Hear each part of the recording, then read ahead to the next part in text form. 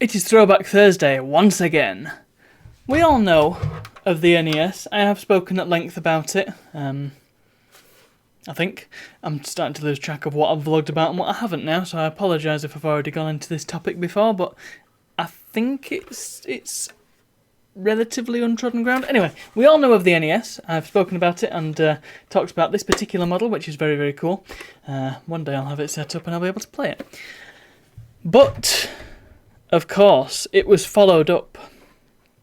Actually, I think this model came after what I'm about to talk about, but nevertheless, the NES, originally released in 1983, as the Famicom, was it? 1982? The early 80s. Was followed up in 1990 by the Super NES, or the Super Nintendo Entertainment System, or the SNES. I actually don't know of anybody who refers to it as the Super NES. I've heard Super Nintendo a fair bit, mainly from AVGN videos, and I've heard SNES. Also, SNES is how Ashens pronounces it, and he's wrong. SNES. Mine is the Super Famicom, of course. It's slightly yellow, it's got a bit of 5 o'clock shadow. But this was the follow-up to the NES, and what a follow-up it is. To this day, possibly one of the greatest consoles ever made. It's got a really nice, curved, kind of futuristic design. For 1990, that's it's quite ahead of its time. It looks like something that belongs on the set of The Next Generation, which I know was a few years prior, but let's not get into that. It's definitely a TNG sort of design. Nice power switch, very chunky. The eject button, I will show you that in a moment. That is, well, you can see how far it goes down. Boy oh boy, and reset. The buttons aren't, the reset button isn't especially satisfying, but whatever, it's a reset button. Big old cartridge slot. Never actually looked inside there, but yep. Not really much else to add about the outside of the console. We've got 2 controller ports. I don't have a controller to hand, which is very smart, but again, one of the best controller designs ever. Certainly the most classic, and the one that is still... the design has informed so many controllers, even up to the present day. Fabulous controller, and you can still buy modern ones and they work amazingly well. The US SNES had a weird design. I always thought it looked a bit like a sort of plus. I remember seeing pictures of it and thought it looked weird when I was younger, and I still think it looks weird now. It's this weird boxy thing. This looks very sleek and cool, and I like it a lot. And the American SNES does not look anywhere near as cool. It looks clunky. But that's just me. A lot of people really rate it. It's also got weird Parma Violet colour scheme. I don't really understand that. This one's really colourful and nice, and the US got the hardcore purple. So the SNES, it's home to so many great games. Of course, the likes of Super Mario World, one of the greatest 2D platformers ever made, and for my money, the best Mario game, probably. Super Mario Galaxy, but whatever. Fabulous conversion of Space Invaders. The first... Yeah, pretty much the first time it had been truly arcade accurate. In fact, almost arcade perfect. Not quite. It took until the PS1 before we got arcade perfect Space Invaders. But if you want to know more about that, then go watch my video on it. And of course, Donkey Kong Country, which again made a video on it. Go and watch it. It's a console that has... Well, I don't know, it didn't have a massively long lifespan because the N64 came out only 6 years later. But the lifespan it did have, it went from 2D games, and 2D games at the time were very exciting, but a few years later they were kind of like, oh, is that really the big best thing? And so then they brought out Star Fox, and that was 3D, and it was on your SNES, and it was amazing. And then, of course, Donkey Kong Country came and just blew everybody's minds. Yeah, fantastic console. I didn't get one for ages. I'm trying to remember when I got this one, actually. I got it at Retro Games Fair, I can tell you that much. I believe I did, anyway. Gosh, my poor memory is not what it used to be. But this is not the first SNES-related piece of hardware I ever owned, because a few years prior, I bought... Oh gosh, it's a bit dusty now, I don't use it not that often at the moment. I bought one of these, which is a Super NT. Made a video on this, go watch it. It's in one of the early forays into the FPGA universe, which is very big in emulation at the moment and the retro scene in general. And it's, well, for all intents and purposes, it's a SNES, but it outputs a HDMI. Also, there's an SD card poking out of it. I wonder what that could be for. So that was my first piece of SNES hardware, and it's a beautiful machine, in fact. I was just thinking maybe this is heavier than the SNES, but no, I think it's just because it's more compact. It feels like it's heavier. Yeah, and this is a wonderful device. I mean, I'm not a massive fan of analog these days. The analog produced this, the Super NT. Not the biggest fan of them at the moment.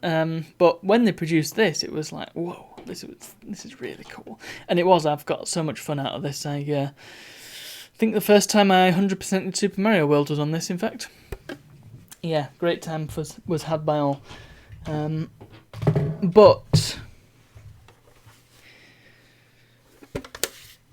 I would say this is one of my favourites. This is not my favourite console, far from it. That accolade lies with the PS2. But it's up there.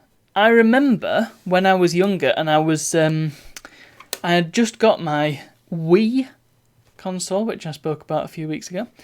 And I was sort of getting into the whole Nintendo ecosystem, and I was discovering Nintendo, or I say rediscovering Nintendo. I did have a GBA when I was even younger, but didn't have many games for it. So I was rediscovering Nintendo, and I was discovering their back catalogue and all the games that I'd missed out on when I was younger. And I remember at the time I was like, I really want a SNES. That would be an amazing thing to have. It was something that I really lusted after in like 2010. And so to have one is really very much wish fulfillment. I was born in 1995, and so when I was growing up, it was all about 3D, and the SNES, it was literally just before my time. The sort of games that were coming out for it were the likes of Star Fox and Yoshi's Island, the later sort of 3D-ish games, and it was just before the N64 came out. So I never actually experienced one until I started going to like gaming events, arcades, Centre for Computing History, places like that. And yeah, probably did they have one at the Media Museum? I think they did. I can't remember what game would have been on it, but I'm fairly sure they had one at the Media Museum. Probably Super Mario Kart was on there. And yeah, I've always been very impressed by the console. It's just a solid machine. It's got a thing on the bottom. It's a solid machine, and the games are, I hesitate to say timeless, because you play Star Fox now and you just think, oh, it's a bit slow and janky, but there are so many games on here that you can just go back and play. Super Mario World, Donkey Kong Country, even the original Mario Kart has aged better than you would expect. And there's plenty of others. I mean, there's great versions of Street Fighter 2 on here, for instance, that are still very playable today. Just looking over at my collection. There's Super Ghouls and Ghosts, which is insanely difficult. And there are a whole bunch of great RPGs on here, the likes of Secret of Mana and Chrono Trigger and Super Mario RPG, just to name a few. And it's probably... I mean, I've got so much to discover about the SNES library, because there was such a variety. I mean, you got the NES, and everything was kind of a platformer, right? the SNES came along and it kind of just changed everything. I feel like console manufacturers and console game developers kind of looked at what the PC was doing and thought, we could probably do some stuff like that on the consoles. That's pure conjecture, but I'm thinking the likes of Ultima and Rogue and things, and all the RPGs that you got on PC probably had some influence.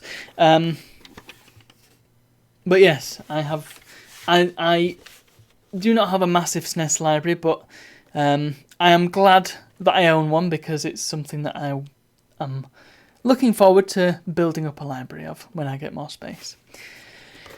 Do you want to see ejecting a cartridge? I think you do. Because I teased it. So let's use Donkey Kong because it's on the top. The cartridges are really nice as well. It's weird to say that, but the cartridges really do fit nicely with the whole aesthetic. They've got this nice curved sort of. I do like the ribbing on the back. It's quite good. Only trouble is, there's no labels on the end, which is a bit poor. I mean, it's not such a problem for me because all my games are boxed, but if they weren't, and I just had them out on the shelf, well, I'd have to keep pulling them out and looking at the game to find out what they were. So anyway, the cartridge goes in the top, comme ça, and now it looks like a SNES with a cartridge sticking out the top. You ready? So you can just press the eject button and it spits the cartridge out and then you can just take it out. Simple as that. But nobody's pressing it quite that daintily, are they? That was I was expecting to be able to catch that. Thankfully it didn't fall very far. One more go. I'll try and catch it this time. Oh. I need purchase.